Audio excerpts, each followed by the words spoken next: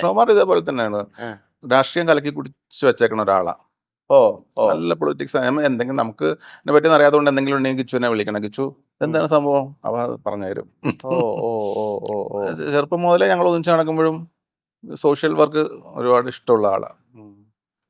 പുള്ളിനെ കൊണ്ട് ചെയ്യാൻ പറ്റില്ലെങ്കിൽ ആരെങ്കിലും ആളെ പിടിച്ചിട്ട് ഇങ്ങനെ ഒരു സംഭവം ഉണ്ടെന്ന് ഹെൽപ്പ് ചെയ്ത് കൊടുക്കണം, ഓ ഓ അങ്ങനെയൊക്കെ പറയുന്ന ഒരാളാണ്. ഈ ഭരണാധികാരിയായിട്ട് വന്നാൽ ശോഭിക്കും എന്ന് തോന്നിയിട്ടുള്ള ആളാണ്. തീർച്ചയായിട്ടും വട്ടിയൂർക്കാവ് സെൻട്രലൊക്കെ കിട്ടുമെന്ന് ഞാൻ വിചാരിച്ചത്.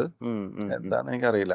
ഈ അദ്ദേഹത്തിന് ഇങ്ങനെ ട്രോൾ ചെയ്യുക, അദ്ദേഹത്തെ ഓവറായിട്ട് ഈ പറഞ്ഞ പോലെ വിമർശിക്കുക, അതൊക്കെ കാണുമ്പോ പോട്ടെ ഓക്കെ അല്ലേ അതൊക്കെ ശരിയാവും, അങ്ങനെ ഫോൺ വിളിച്ച് സമാധാനിപ്പിക്കുന്ന പരിപാടികൾ ഉണ്ടാവാറുണ്ടോ? ഈ മോശം ട്രോളുകൾ അല്ലെങ്കിൽ അതിന്റെ കമന്റ്സ് ഒന്നും ഞാൻ വായിക്കാറില്ല. ഇദ്ദേഹത്തെ പറ്റിയിട്ടുള്ളത് ആരെ പറ്റിയും.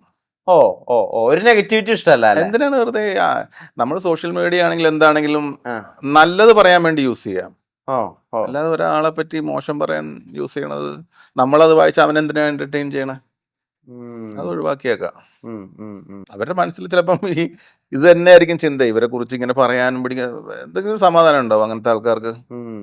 വെറുതെ ഇങ്ങനെ കുറെ എന്തെങ്കിലും പറയാൻ വെറുതെ ഒരു സോഷ്യൽ മീഡിയ ഒരു കാര്യം കണ്ട ഒരാളെ പറ്റി നമുക്ക് അസസ് ചെയ്യാൻ പറ്റുമോ? ഇല്ല ഇല്ല ഇല്ല ഇല്ല. അപ്പൊ പിന്നെ അത് ഒഴിവാക്കും. ഞാനത് നോക്കാറില്ല.